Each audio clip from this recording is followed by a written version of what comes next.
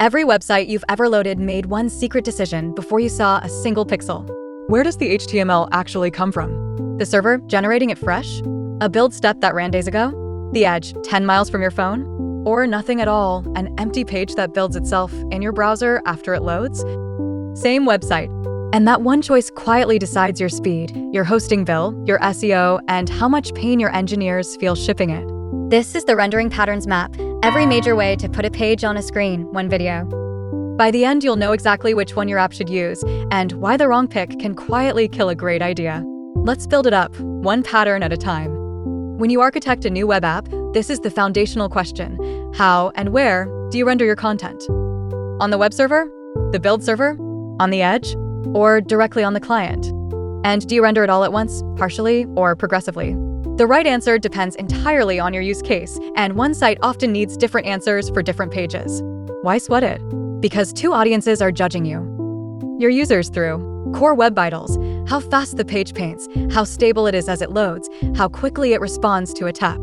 Good vitals mean good experience and good SEO. And your own team, through developer experience, fast build times, easy rollbacks, infrastructure that scales without a war room. Here's the payoff. Choose the correct pattern and you get most of this for free out of the box. Choose wrong and a brilliant business idea ships as a slow, expensive app that nobody waits around for. So let's walk the whole family, and to keep it honest, we'll use one running example the entire way, a real estate listing site. Start with the simplest, fastest thing there is, static rendering. The entire page's HTML is generated once at build time, and it does not change until the next build. Our real estate landing page looks identical to every visitor on Earth, so it's a perfect fit. Watch the flow. When you deploy on Versal, say, the HTML gets generated and saved to static storage on the server. A user requests the page, the server hands back that pre-built HTML, and it gets cached at the edge location closest to that user. The browser paints it, then pulls a JavaScript bundle to hydrate it into a live page. And the numbers are gorgeous. Because the HTML already exists, the time to first byte is almost nothing. Fast first byte means fast first paint, fast largest paint, and since the content is fixed, zero layout shift. Cache it on a CDN and you've basically maxed out your core web vitals. One catch, and it's the catch for this entire first act. Plain static only works when everyone sees the exact same thing, and almost every real site has at least some content that changes. Fix number 1, static rendering with a client-side fetch. We still ship the page statically, but where the live data goes, we render a skeleton, a placeholder. Then, after the page loads, the browser fetches the real listings using something like SWR through a custom API route that pulls from your CMS. So the shell still paints fast, good first byte, good first paint. But the largest contentful paint takes a hit. The main content can't show until that fetch comes back. If your skeleton doesn't match the final size, you get a layout shift, the page jumps. And you're paying for that API call on every single request. Fix number 2, getStaticProps. Instead of fetching on the client, you fetch the data at build time on the server and bake it straight into the HTML. No API route, no skeleton. The page ships fully formed with the listings already in it. From the browser's point of view, this is identical to plain static, the same superb performance, same great vitals. We just moved all the cost to build time where users never feel it. But as your site grows, the developer experience bites. Picture a blog with hundreds of pages. Calling getStaticProps for everyone means long, painful builds.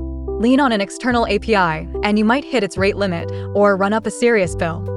And it only really suits data you can get away with refreshing rarely, change it often, and you're rebuilding and redeploying constantly.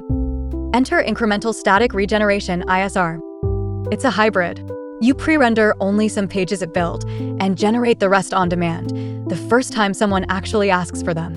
In Next, getStaticPaths tells it which pages to pre-build, and you can pre-build just a subset and serve a fallback for the rest. Builds stay short, so only the very first visitor to an ungenerated page gets a slightly slower response. Everyone after that gets the fast, cached version. And to keep pages fresh, you add a revalidate field. After that many seconds, the next visitor is served the stale page instantly, while, in the background, the page quietly regenerates. Once it's ready, the cache swaps to the fresh copy. Stale while revalidate, automatic.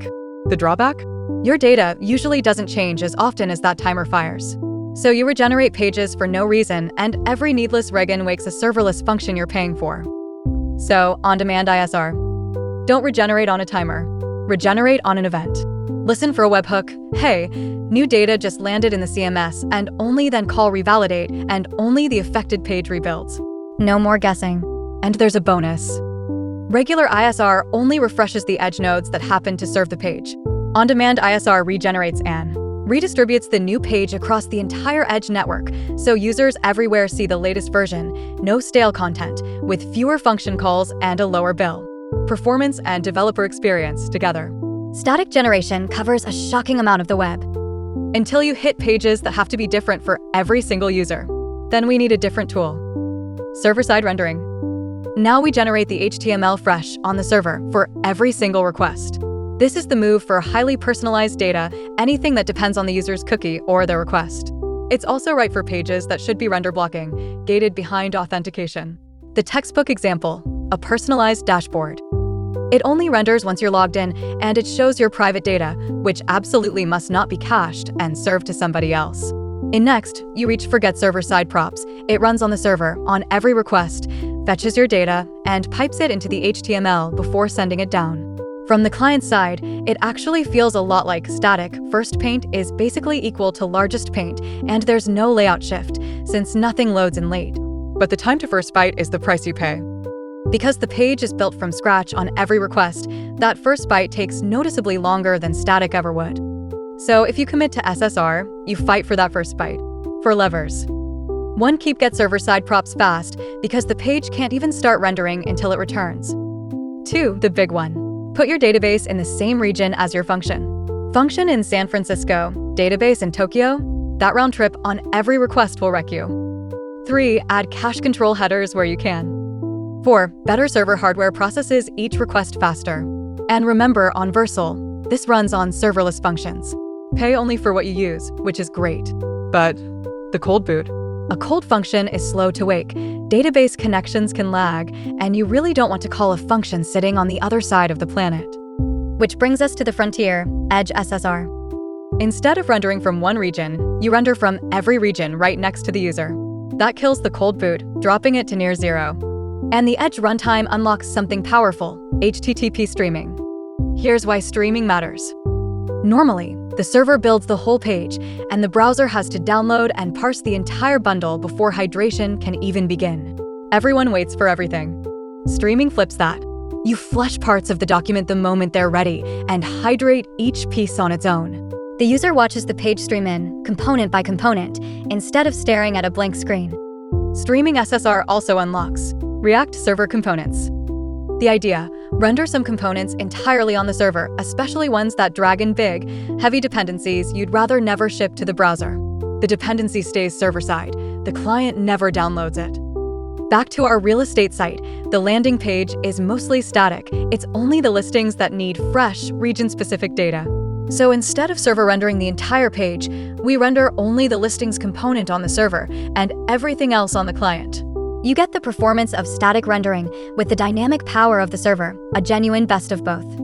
And we can't forget the one that started the SBA era, client-side rendering. Ship an almost empty HTML page plus a JavaScript bundle and let the browser build the entire UI from scratch.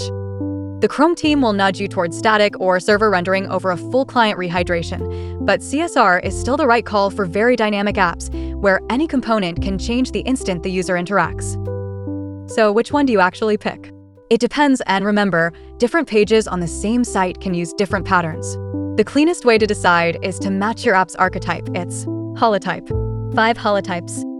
A portfolio, like a personal blog, minimal interactivity, values simplicity. Go static. 11T. A content site like CNN, discoverability matters, so static or SSR, Astro. A storefront like Amazon, load performance is money, so hybrid static and SSR, Marco, quick, hydrogen.